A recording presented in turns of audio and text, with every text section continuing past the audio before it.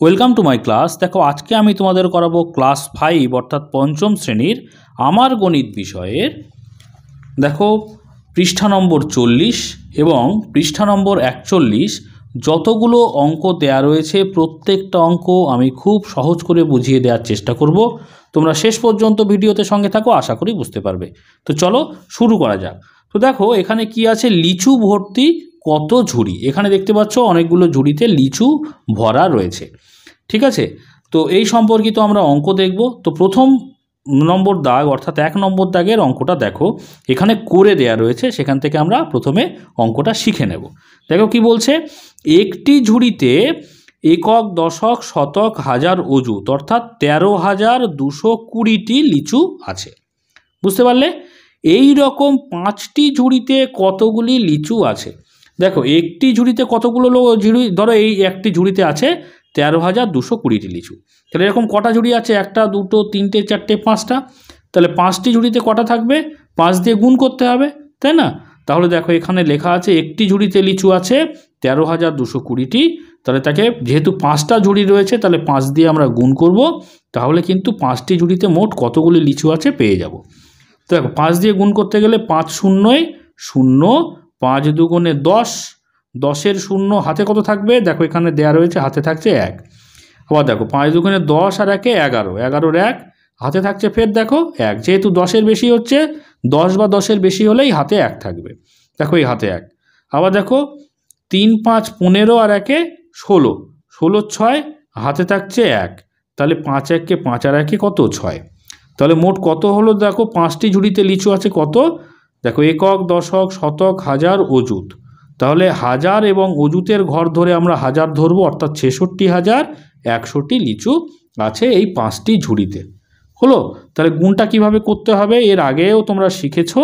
তো আজকে আবার এই জায়গায় অর্থাৎ 40 নম্বর পৃষ্ঠাতে আবার শিখলে। তো দেখো এবারে 2 নম্বর দাগের অঙ্কটা কি বলছে দেখা যাক। কি বলছে, একটি ঝুড়িতে 12,335টি পান পাতা আছে। এই রকম 7টি ঝুড়িতে কতগুলি পান পাতা আছে? ঠিক আগের অঙ্কের মতোই এখানে একটি ঝুড়িতে লিচু ছিল, এখানে একটি ঝুড়িতে পান পাতা আছে। এখানে 5টি ঝুড়িতে কতগুলি লিচু ছিল সেটা জানতে চেয়েছিল, এখানে 5-এর জায়গায় কত আছে? 7টি ঝুড়িতে কতগুলি পান পাতা আছে। তো আমরা ঠিক আগের অঙ্কের মতো করেই পরের অঙ্কটা করে ফেলি চটপট। দেখো 2 নম্বর দাগের অঙ্কটা আমরা করব। তাহলে আগের অঙ্কের মতো আমরা লিখি, একটি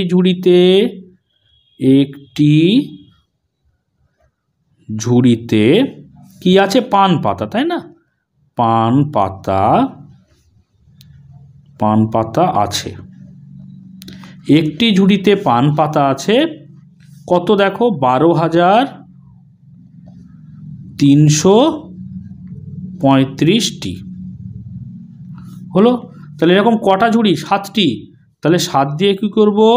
7 দিয়ে গুণ করতে হবে। 7 দিয়ে আমরা গুণ করে দিই। দেখো 5 7-এ 35, 35-এর কত হবে বলো? 5 হবে। হাতে থাকছে কত? 3। হলো? দেখো 3 7-এ 21, 21 আর 3 যোগ হয়ে যাবে, তাহলে 21-এর সঙ্গে 21, 22, 23, 24। তাহলে 24, 24-এর 4 থাকবে এখানে, হাতে থাকছে কত? যেহেতু 24 20-র বেশি অর্থাৎ হাতে থাকছে 2। এবার দেখো 3-এর সঙ্গে 7 গুণ হবে, 3 7-এ 21 আর এই 2 যোগ হবে, তাহলে 21 আর 2-এ কত? 22 23, 23-এর 3 হাতে থাকছে ফের দেখো 23, যেহেতু 2-এর বেশি, তাহলে 23 যেহেতু 20-র বেশি সেজন্য হাতে ফের 2।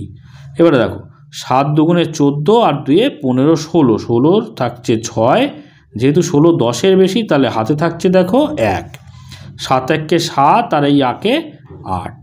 তাহলে কত হলো দেখো? 86,345টি। এটা কি? এটা 7টি ঝুড়িতে কতগুলি পান পাতা আছে। ঠিক আগের অঙ্কটার মতোই লিখব, 7টি ঝুড়িতে লিচু আছে, তাহলে আমরা এখানে লিখব 7টি ঝুড়িতে পান পাতা আছে। তো আমরা এখানটায় লিখে দিই 7টি ঝুড়িতে পান পাতা আছে। 7টি ঝুড়িতে পান পাতা আছে কতটা? 86,345টি। বুঝতে পারলে? এইবারে 3 নম্বর দাগের অঙ্কটা দেখো। 3 নম্বর দাগের অঙ্কটা বইতেই খানিকটা কষে দেওয়া রয়েছে, আমরা বাকিটা পূরণ করব।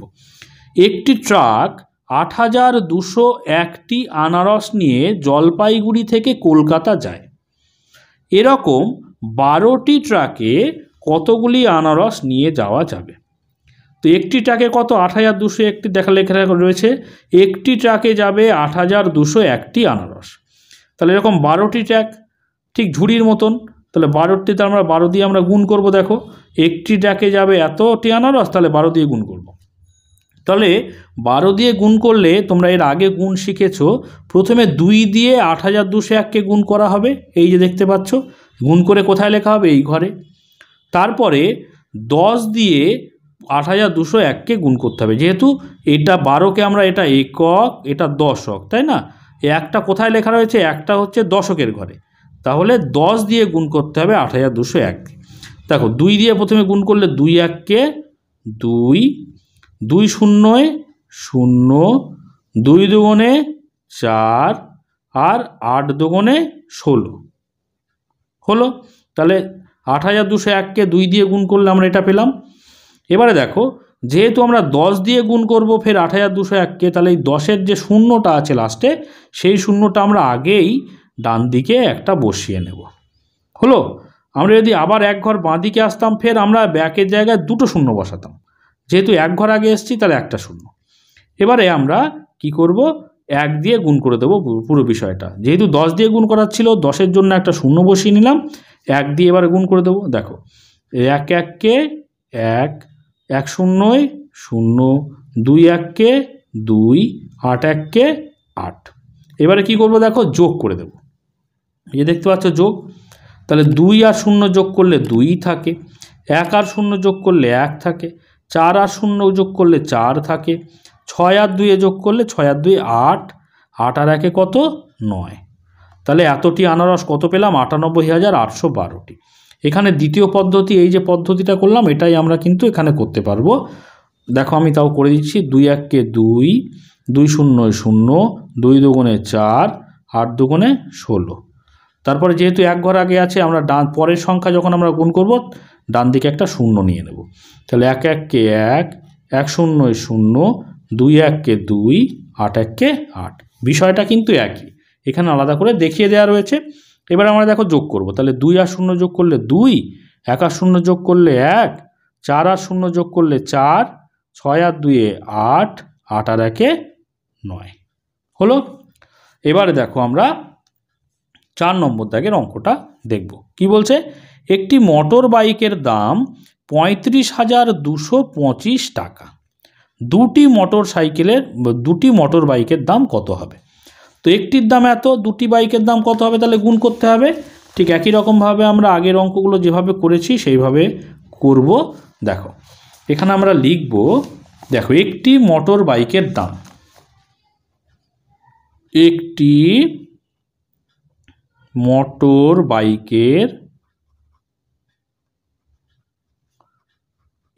মোটর বাইকের দাম হচ্ছে 35,225। 35,225 টাকা মোটর বাইক হলো। এবারে দুটি মোটর বাইকের দাম, তাহলে দুটি হচ্ছে আমরা 2 দিয়ে গুণ করে দেব। তাহলে দেখো 2 দিয়ে গুণ করলে আমরা কি করে পাবো? দেখো 5 দুগুণে 10, 10-এর 0, হাতে থাকছে কত? 1, 2 দুগুণে 4 আর 1 কত হচ্ছে? 5, 2 দুগুণে 4, 5 দুগুণে 10, 10-এর 0 থাকছে, হাতে থাকছে 1, 3 দুগুণে 6 আর 1 7। ঠিক আছে, তাহলে এত টাকা। তাহলে দেখো দুইটি মোটর বাইকের দাম কত এখানে জানতে চেয়েছে, আমরা লিখব এখানে। অতএব দুটি মোটর বাইকের দাম 70,450 টাকা হলো। এটা হয়ে গেল উত্তর। এরপরে দেখো 5 নম্বর দাগেরটা কি বলছে? 5 নম্বর দাগের বলছে যে দামোদরের তীরে এক চাষি 2,572টি তরমুজ চাষ করেছেন। ভালো কথা। এবার কি বলছে দেখো, একটি তরমুজের দাম 22 টাকা হলে ওই তরমুজগুলো বিক্রি করে তিনি কত টাকা পাবেন? তাহলে একটি তরমুজের দাম কত? 22 টাকা। মোট তরমুজের সংখ্যা কত? মোট তরমুজের সংখ্যা হচ্ছে 2572টি। তাহলে 22 টাকা 2572টি তরমুজ দিয়ে গুণ করতে হবে, তাহলেই কিন্তু আমরা মোট টাকাটা পেয়ে যাব। তাহলে আমরা 5 নম্বর দাগের অঙ্কটা এইভাবে করতে পারি যে মোট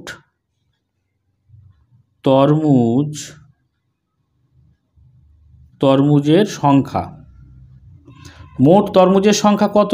মোট তরমুজের সংখ্যা হচ্ছে 2572টি। তাকে প্রত্যেকটা একটি তরমুজের দাম 22 টাকা, তাহলে 22 দিয়ে যদি আমরা গুণ করে দিই, মোট এতটি তরমুজ বিক্রি করে মোট কত টাকা পাওয়া গেছে সেটা জানতে পারবো, তাই না? তাহলে 22 দিয়ে দেখো আমরা গুণ করে দিচ্ছি। খেয়াল করো, এখানে 2 দুগুণে কত? 4, 2 দুগুণে 4, 7 দুগুণে 14, 14 4, হাতে থাকছে কত? 1, 5 দুগুণে 10 আর 1 11, 11 1, হাতে থাকছে ফের 1। আচ্ছা, 2 দুগুণে 4 আর 1 5। তাহলে এখানে যখন আমরা পরেরটা দিয়ে গুণ করব, তাহলে এখানে একটা শূন্য নিয়ে নেব। দেখো, 2 দুগুণে 4, 7 দুগুণে 14, 14 4, হাতে থাকছে কত? 1, 5 দুগুণে 10 আর 1 11, 11 1, হাতে থাকছে 1, 2 দুগুণে 4 আর 1 5। এবার এই দুটো যোগ করে দেবো। দেখো, 4 আর 0 যোগ করলে 4, 4 আর 4 8, 4 আর 1 5, 5 আর 1 6, 5 করতে 5। তাহলে এত আমরা পেলাম। তাহলে মোট তরমুজের সংখ্যার সঙ্গে 22 টাকা আমরা গুণ করেছি, তাহলে অবশ্যই এটা টাকাতে পাবো উত্তরটা। এখানে জানতে চেয়েছিল যে ওই তরমুজগুলো বিক্রি করে তিনি কত টাকা পাবেন।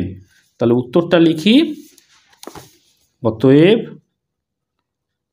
তরমুজগুলো বিক্রি করে তিনি 56,584 টাকা পাবেন। এটা হয়ে গেল উত্তর। বুঝতে পারলে? এরপরে দেখো আমরা 41 নম্বর দাগের 41 নম্বর পেজের অঙ্কগুলো করব। এখানে কি বলছে? ট্রাকে পদ্মার ইলিশ এলো। দেখতে পাচ্ছ ট্রাকে সব সাজানো রয়েছে, ইলিশ মাছ দেখানো হয়েছে এখানে। তো এখানে প্রথম দেখো 1 নম্বর দাগের কি বলছে? বাংলাদেশ থেকে 332টি ট্রাক কলকাতায় এসেছে।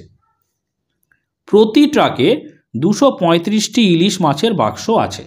তাহলে 235টি ইলিশ মাছের বাক্স এবং কলকাতায় মোট ট্রাকের সংখ্যা কত? 332টি। তাহলে মোট কত আমরা গুণ করে দেবো, যে দেখতে পাচ্ছি আমরা। তো 332-এর সঙ্গে 235 গুণ আমরা কিভাবে করব? দেখো, প্রথমে 5-এর সঙ্গে পুরো বিষয়টা, তারপরে 3-এর সঙ্গে পুরো বিষয়টা, তারপর 2-এর সঙ্গে পুরো বিষয়টা গুণ করে লাস্টে সব যোগ করে দেবো। এটাই হচ্ছে গুণ করার নিয়ম। তাহলে দেখো, তাহলে 5 দুগুণে 10, 10-এর 0, হাতে থাকছে কত? 1, 3 5 15 আর 1 16, 16 6, হাতে থাকছে কত? 1। তাহলে দেখো 3 5 15 আর 1 16। এবারে আমরা 3 দিয়ে গুণ করব। 3 দিয়ে যেই পরের সংখ্যায় আসছি, অর্থাৎ 3 তো নয়, যেহেতু এটা দশকের ঘরে আছে, এটা একক, দশক, এটা হচ্ছে শতক, তাই না? যখন আমরা 2 নম্বর ঘরে আসব, অর্থাৎ এটা 30 দিয়ে, 3 দিয়ে গুণ না কিন্তু 30 দিয়ে গুণ, সেই জন্য শেষের যে শূন্যটা আমরা ডান দিকে একটা শূন্য কিন্তু নিয়ে নেব আগে থেকেই।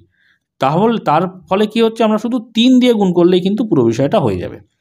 ডান দিকে শূন্য নেওয়া মানে কিন্তু 3 দিয়ে গুণ করা হলো না, 30 দিয়ে গুণ করা হলো। বুঝতে পারছো? ওই জন্যই আমরা ডান দিকে একটা ঘর করে শূন্য নিয়ে নিই। দেখো, 3 দুগুণে 6, 3 3 9, 3 3 9 হয়ে গেল। এবারে দেখো তারপরের সংখ্যা, অর্থাৎ শতকের ঘরে মানে 200 দিয়ে গুণ। তাহলে যেহেতু পরের সংখ্যায় 3 নম্বর ঘরে এসেছি, ডান দিকে আমরা 2টো শূন্য বসিয়ে নেব। এই 200-র জন্য 2টো শূন্য ডান দিকে, 1 2।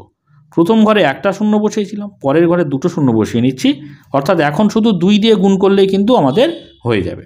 তাহলে 2 দিয়ে গুণ করি। দেখো, 2 দুগুণে 4, 3 দুগুণে 6, 3 দুগুণে 6 হলো। এইবারে দুটো আমরা এই 3টে কিন্তু আমরা যোগ করে দেব।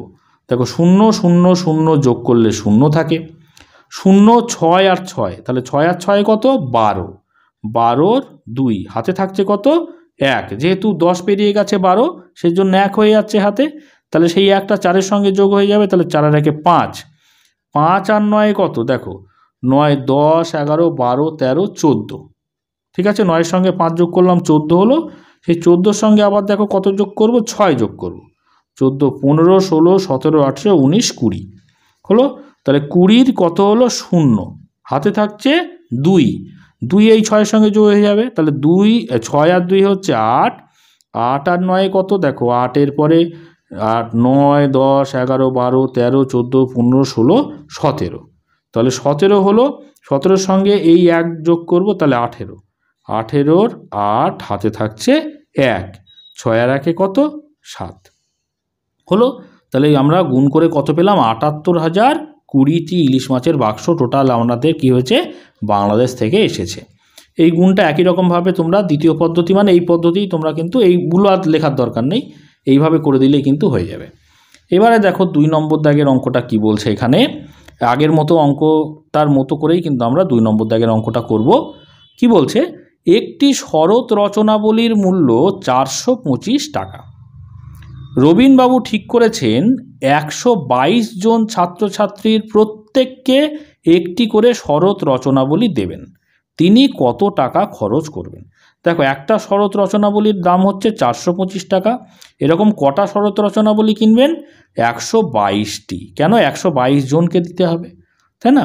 তাহলে আমরা অঙ্কটাকে এইভাবে সাজাতে পারি। দেখো আমরা 2 নম্বর দাগের অঙ্কটা করছি। তো লিখব একটি শরৎ রচনাবলীর দাম 425 টাকা। 425 টাকা হলো।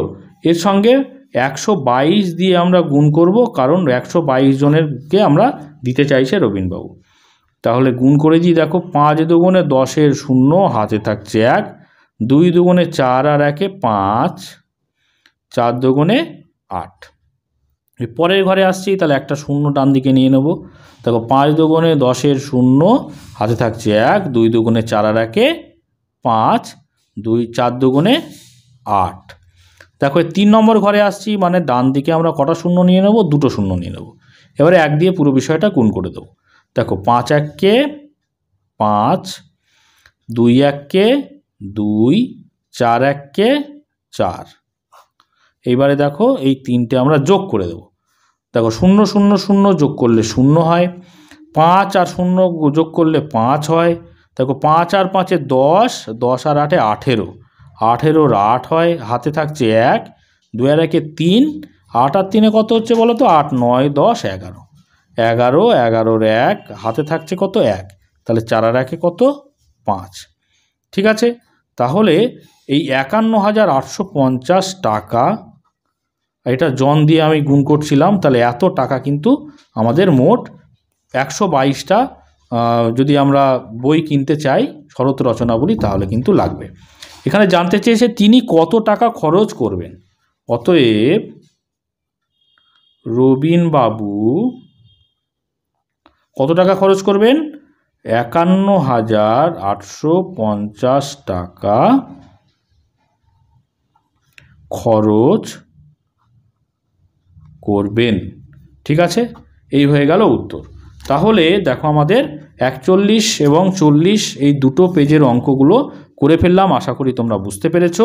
এর পরের ভিডিওতে কিন্তু আমরা 42 নম্বর দাগের যে অঙ্কগুলো আছে সেই অঙ্কগুলো করতে শুরু করব।